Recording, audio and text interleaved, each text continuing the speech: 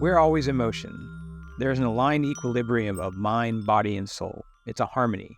Balance isn't a static, unmoving place that we're meant to discover and be done with it. It's this dynamic, ever-changing thing. The universe is always in motion. Change is constant. It's probably the only universal constant, the only absolute. If you're in tune with this universal motion, you can see the balance and be one with the balance. So go out there and learn to dance with the rhythm of the universe. It's that rhythm that's inside of you. You are whole inside, whether you realize it or not. My higher purpose in life is to help you know that within yourself. That's my own dharma. Part of balance is seeing and then acknowledging that you are this whole being. Our wholeness also lies in our balance, and the universe is the balance. We love to see things in black or white, yes or no, right and wrong. And that often blinds us to the line in between, which is gray.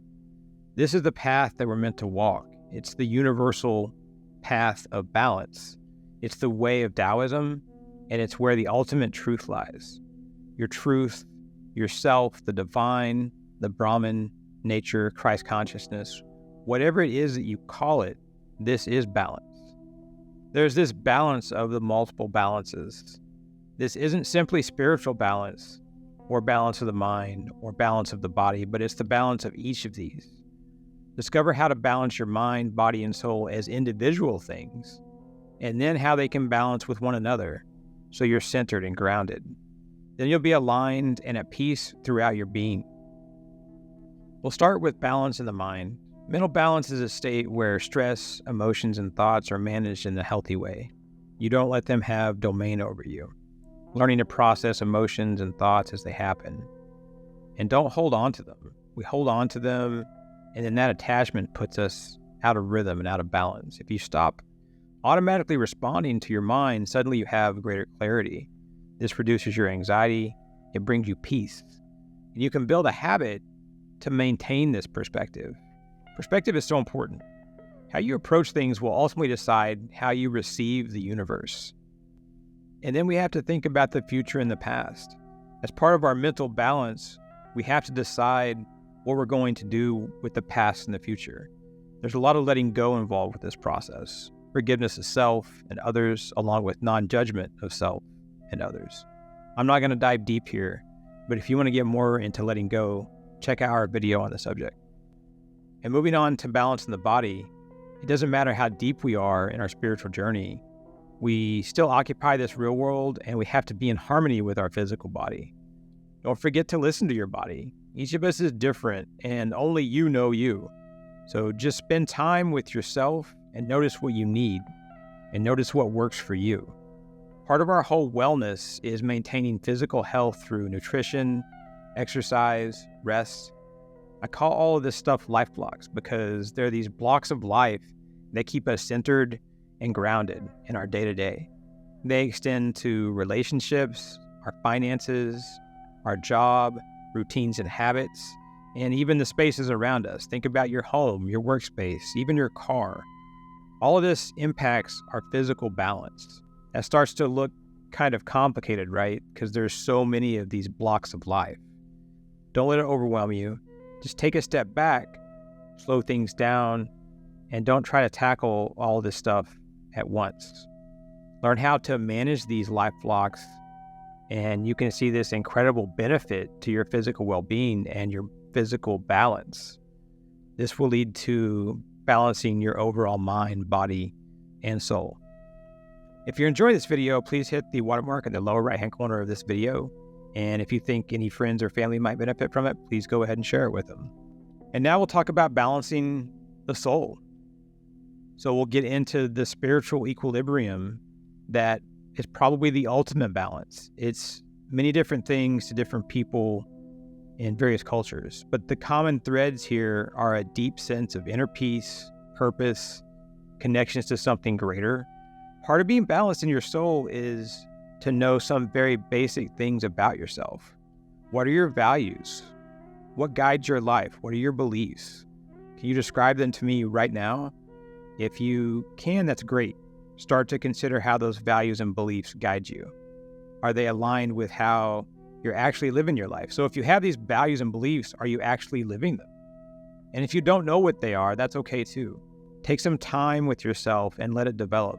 Intentionally figure out what your values are. Consider how you bridge your spirituality in your daily life and the physical world around you with your soul. Think about ritual as a bridge between the physical real world we all occupy day to day and the divine within you, that universal connection to everything. Ritual is such a broad subject, and it can go from meditations to altars to affirmations. If you're interested in learning more about cultivating your own rituals to make a deeper connection with your inner self, please check out our video on the subject. So now we've covered each three individually, we're going to talk about the interconnection of mind, body, and soul.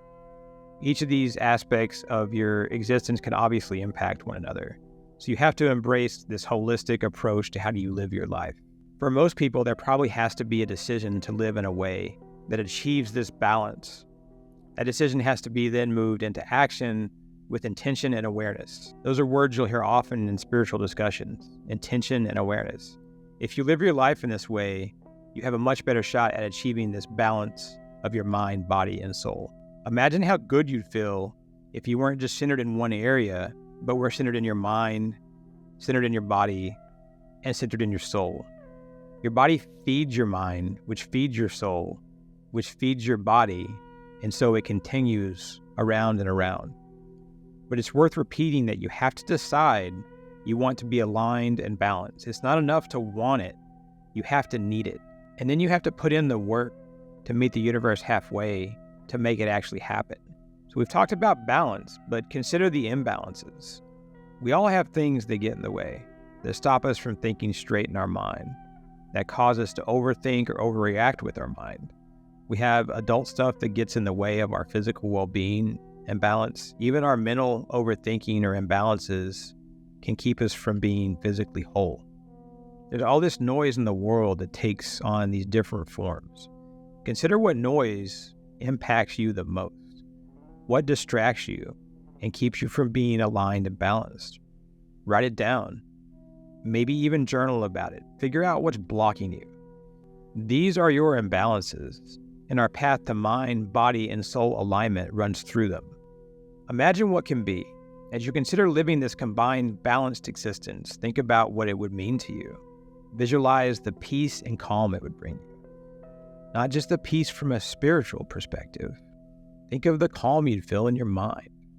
Imagine the relaxation you'd feel throughout your body, being filled with energy and being rested. Look at how you'd be in tune with not just yourself, but the whole world around you. How powerful would that be? This isn't just some kind of distant, impossible dream. It's completely in your grasp.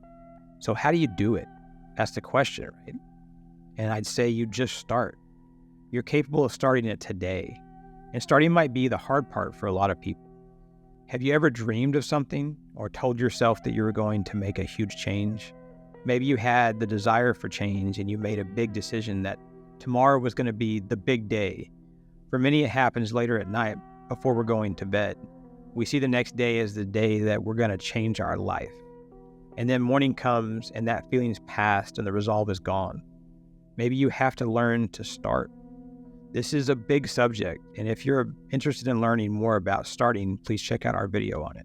If you're going to start, there are a lot of places, but be sure to look at your environment and the spaces around you. We briefly touched on it earlier, but the spaces around you have this tremendous impact on you. What you surround yourself with is what you are. If you're surrounded by disorder, you will be in disorder. The people around you will become part of who you are. We take on their traits. It will be very hard to achieve balance without intentionally creating a space where you feel centered and grounded. The spaces block of life is one of your most important things that you have to take on and address. There's also your job. The thing you do for a living is another life block, and it's this huge block in the foundation of your balance. You spend a great deal of your life at work. So I have to ask you if your work or job is aligned with your inner self. Is it contributing to your balance? What is your higher purpose or your dharma? Do you know what it is? Do you have a feel for it or know the essence of your dharma or higher purpose? It's probably unique to each of us, and it may even change throughout our time here in this world. But if you don't know it, how can you be fully aligned and balanced? So ask yourself what your higher purpose is. And then if you do know it, consider if it aligns with how you live your life every day. And we live in nature. We aren't in nature, we are nature. And if you want to know about balance, go out there and see it. Look around.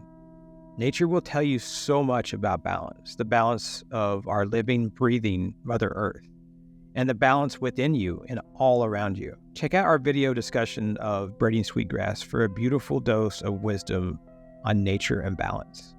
And as I discuss Mother Earth, it makes me think of Kishar, the name of our nonprofit online spiritual community.